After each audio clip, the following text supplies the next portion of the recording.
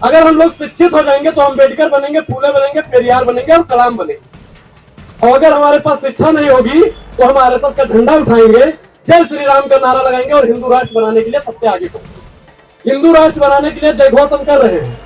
गाड़ी हमारी है, पेट्रोल अपने पैसों का भरा रहे हैं और बता रहे हैं हमको हिंदू खतरे में है। अगर हिंदू खतरे में है तो आरएसएस का लोग कहीं नहीं जाता है हिंदू धर्म बचाने।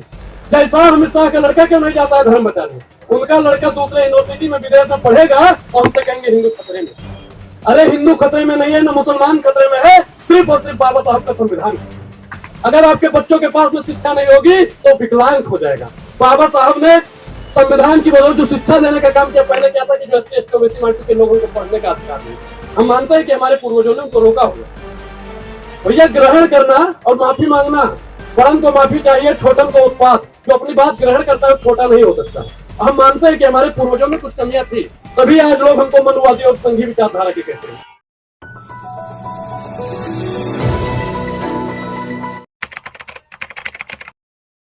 तो सभी साथियों को क्रांतिकारी जय भीम, और इतना तेज जय भीम का नारा जाना चाहिए कि नागापुर तक आवाज जानी चाहिए। बोलो जय भीम, जय भीम, जय भीम। आज बाबा साहब भीमराव अम्बेडकर जी का जो श्रद्धांजलि देने का काम, बाबा साहब ने कहा था कि मैं तब तक नहीं मानूंगा जब तक संविधान को जिंदा रखा जाएगा। संविधान जब तक जिंदा रहेगा तब तक बाबा साहब भीमराव अम्बेडकर हमारे बीच में हैं।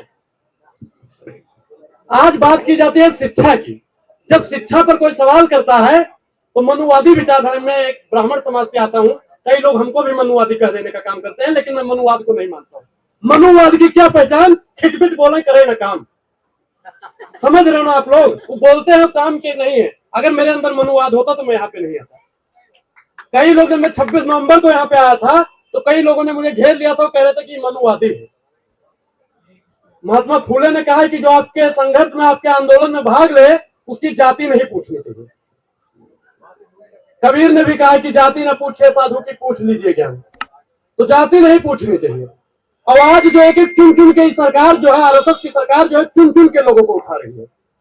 कुछ चाहे डॉक्टर ऋतु हो या लक्ष्मण यादव हो, कुछ दिन पहले 29 अप्रैल की मैं आपको पहले घटना याद दिला दूं कि 29 अप्रैल को मैं सिर्फ सरकार से सवाल पूछता था, काफी लोग मुझे जानते भी होंगे, लेकिन भारतीय जनता पार्टी और आरएसएस की तानाशाही ने मुझे दिल्ली से उठा लिया बिना एफआईआर के।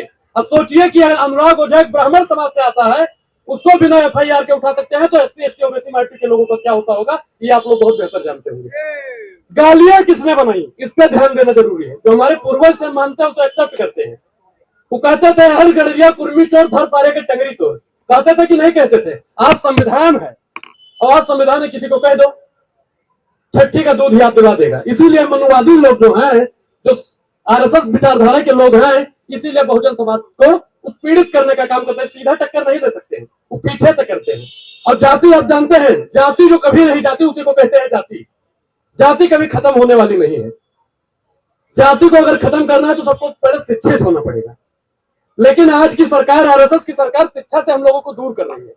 अगर हम लोग शिक्षित हो जाएंगे तो अम्बेडकर बनेंगे, फूले बनेंगे, पेरियार बनेंगे और कलाम बनेंगे। और अगर हमारे पास शिक्षा नहीं होगी तो हम आरएसएस का झंडा उठाएंगे, जय श्री राम का नारा लगाएंगे और हिंदू राष्ट्र बनाने के लिए सबसे आगे पहुंचेंगे। अब एक चीज बताइए कि कांवड़िया हम उठा रहे हैं, हिंदू राष्ट्र बनाने के लिए जय घोष हम कर रहे हैं। गाड़ी हमारी है, पेट्रोल अपने पैसों का भरा रहे हैं और बता रहे हैं हमको हिंदू खतरे में है। अगर हिंदू खतरे में है तो आरएसएस का लोग कहीं नहीं जाता है हिंदू धर्म बचाने। जैसा अमित शाह का लड़का क्यों नहीं जाता है धर्म बचाने? उनका लड़का दूसरे यूनिवर्सिटी में विदेश में पढ़ेगा और हमसे कहेंगे हिंदू खतरे में। अरे हिंदू खतरे में नहीं है, ना मुसलमान खतरे में है, सिर्फ और सिर्फ बाबा साहब का संविधान खतरे में। अभी आप लोगों को जानना और समझना बहुत जरूरी है, क्योंकि अगर संविधान सुरक्षित हो गया, अगर आप लोग संविधान को बचा लिए ना, तो आपकी आने वाली पीढ़ियां सुरक्षित रह पाएगी। अगर आज आप लोग नहीं बोले, हम बहुत छोटे, हम तो भैया कुछ नहीं जानते हैं, लेकिन आप लोग ज्ञाना नाम अगर गण्यम हो, अगर आज नहीं बोले तो मैं लिख के दे दूं कि आने वाली पीढ़ियां गूंगी पैदा होंगी। और आज की जो सरकार है वो मानसिक गुलाम बना रही है। अपना देश 70-75 साल पहले गुलाम हुआ करता था अंग्रेजों का, और आज अपना देश संग्रेजों का गुलाम। अब संग्रेजों से अपने देश को कैसे बचाया जाए, इसके लिए संविधान और शिक्षा बहुत जरूरी है। लेकिन वर्तमान सरकार शिक्षा को खत्म करने के लिए और संविधान को खत्म करने के लिए 24 घंटा रणनीति बनाई जा रही है।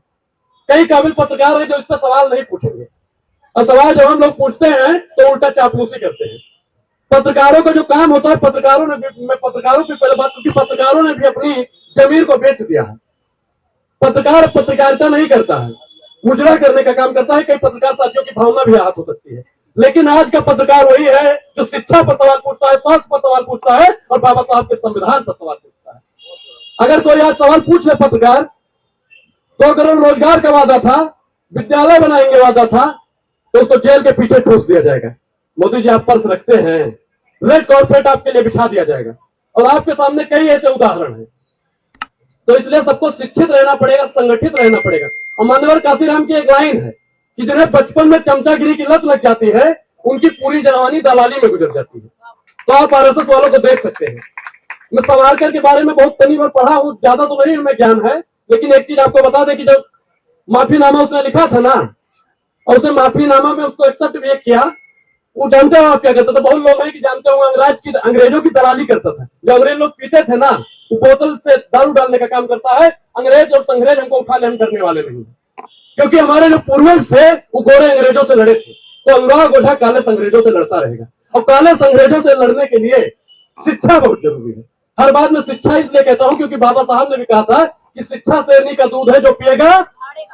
आवाज नहीं आ रही, नागापुर तक आवाज जानी चाहिए। शिक्षा शेरनी का दूध है, जो पिएगा, जो पिएगा। तो आप लोग कम खाइएगा, लेकिन अपने बच्चों को पढ़ाइएगा जरूर। घर की पुताई नहीं होगी तब भी चल जाएगा, खेत की जुताई नहीं होगी तब भी चल जाएगा, लेकिन अगर आपका बच्चा पढ़ा लिखा नहीं होगा तो देश चलने वाला नहीं है, संविधान चलने वाला नहीं है, लोकतंत्र चलने वाला नहीं है। अगर आपके बच्चों के पास में शिक्षा नहीं होगी तो विकलांग हो जाएगा। बाबा साहब ने संविधान की बदौलत जो शिक्षा देने का काम किया, पहले क्या था कि जो SC ST OBC माइनॉरिटी के लोगों को पढ़ने का अधिकार नहीं था। हम मानते हैं कि हमारे पूर्वजों ने उनको रोका होगा। भैया ग्रहण करना और माफी मांगना, बड़न को माफी चाहिए, छोटन को उत्पात। जो अपनी बात ग्रहण करता है वो छोटा नहीं हो सकता है। हम मानते हैं कि हमारे पूर्वजों में कुछ कमियां थी, तभी आज लोग हमको मनुवादी और संघी विचारधारा के कहते हैं। आपको कोई कहता है कि आप लोग अम्बेडकर जी मनुवादी हैं?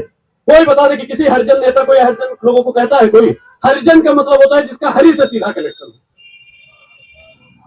जाति के नाम पर लोगों को अपमानित किया जाता है। लोग हमारे पर तो बहुत कमेंट कर देते हैं उल्टा सीधा कि SC ST हो गया है, जो मतलब अभद्रता फैलाते हैं, लेकिन फिर भी हम लोग लड़ते रहते हैं। और इनके जेल मुकदमों से किसी को डरने की जरूरत नहीं है। कई लोग तो होते हैं कि एक मुकदमा हो गया जी, अब घर में बोरी बिस्तरा बांध लेते हैं। बोरी बिस्तरा नहीं बांधने, कितना मुकदमा करेंगे भाई? दमन में तेरे दम है, कितना देख लिया है देखेंगे, और जेल में तेरे जगह है, कितना देख लिया है देखेंगे। तो इनके जेल में कितना जगह है कि आप लोगों को देखना बहुत जरूरी है। और जब तक हम देखेंगे नहीं, अच्छा बताओ, जितने बड़े बड़े नेता हैं जेल गए हैं कि नहीं गए हैं? लगभग नेता जेल गए हैं। अरे RSS वाला नहीं जाता है भैया, BJP वाला नहीं जाता है। जो आजादी के समय प्रेम नेताओं की बात करते हैं तो लोग जेल गए हैं, उनका आज इतिहास है। मैं आपको एक कहानी बताऊं कि एक जंगल में आग लगी थी, तो एक चिड़िया जो थी वो पानी टोट से ला के गिरा रही थी। तो वहां पे जो बड़े बड़े गिद्ध थे, जैसे RSS वाले गिद्ध हैं, तो उन्होंने कहा कि तुम्हारे बूंद बूंद से क्या होगा? तो उन्होंने कहा कि जब हमारा इतिहास लिखा जाएगा, जब जंगल में आग लगी थी तो हमारा नाम आग बुझाने वालों में लिखा जाएगा, आग लगाने वालों में नहीं लिखा जाएगा। और आज की जो सरकार है, संघी मानसिकता की सरकार है, मनुवादियों की सरकार है।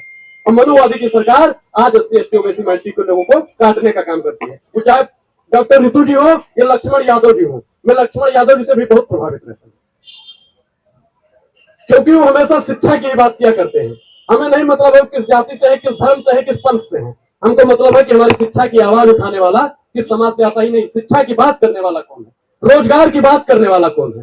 रोजगार की कोई नेता बात करता है? किन्हीं 5 नेताओं का नाम, मीडिया के बंधु खड़े हैं, किन्हीं 5 नेताओं का RSS के नाम बता दो जो शिक्षा पे बात करते हो या रोजगार पे बात करते हो। अरे एक कभी नहीं बता पाएंगे, 5 तो हमने ज्यादा हवाला दे दिया। अगर संविधान पे बात किया जाए तो 24 घंटा संविधान को तो मानने की बात करते हैं, लेकिन इनके मन में गोडसे की विचारधारा चला करती है। किसी की हिम्मत है जो RSS और भारतीय जनता पार्टी से ऐसे सवाल पूछ ले? और मैं बहुजन समाज के नेता मुझे जितना सुन रहे हैं, मेरा उनसे एक सवाल है कि यहाँ पे 100 दिन से ज्यादा हो गया, बहुजन नेता बहुजनों की आवाज तो उठाते हैं, लेकिन बहुजन नेता डॉक्टर ऋतु के समर्थन में कितना आते हैं, ये सबसे अहम सवाल है। चंद्रशेखर आजाद जी आज तक एक भी ट्वीट नहीं किए। बहन कुमारी मायावती जी ने आज तक एक भी ट्वीट नहीं किया। आनंद जी ने एक भी ट्वीट नहीं किया। और वैसे तो लोग कहते हैं कि हम ही संविधान को बचा रहे हैं, हम ही दलितों को और पिछड़ों को बचा रहे हैं। अरे दलित, पिछड़ा, आदिवासी तब बचेगा जब आप अपने लोगों को बचाओगे। RSS का लोग है ना, जो छोटका नेता है, अगर वो भी थोड़ी गलती करता है तो RSS की पूरी डिपार्टमेंट उसे बचाने के लिए उतर आती है। आप बताइए कि कितने दलित नेता आज डॉक्टर भिक्षु के समर्थन में आए हैं। और जब तक आप लोग सवाल नहीं पूछना शुरू करोगे अपने नेताओं से, तब तक ये देश चलने वाला नहीं। और मैं एक चीज और बता दूं आप लोगों की कि आज यहाँ पे 100 दिन हुआ है ना, तो इसका भी जिम्मेदार कहीं ना कहीं बहुजन समाज के लोग हैं। पूछे कैसे? आपके मन में एक सवाल आया होगा कि बहुजन समाज कैसे होगा, क्योंकि अगर बहुजन समाज पहले ही दिन से आंदोलन शुरू कर देता तो किसी भी हिम्मत नहीं थी किसी की, जो सविता राय है ना, ये अब तक माफीनामा भी लिख ली होती और आने वाले समय में इनके सावरकर की बहन या मौसी बनने का इनका काम होता। धन्यवाद। जय भीम, जय भीम। नागपुर तक आवाज जानी चाहिए भैया। जय भीम, जय भीम, जय भीम।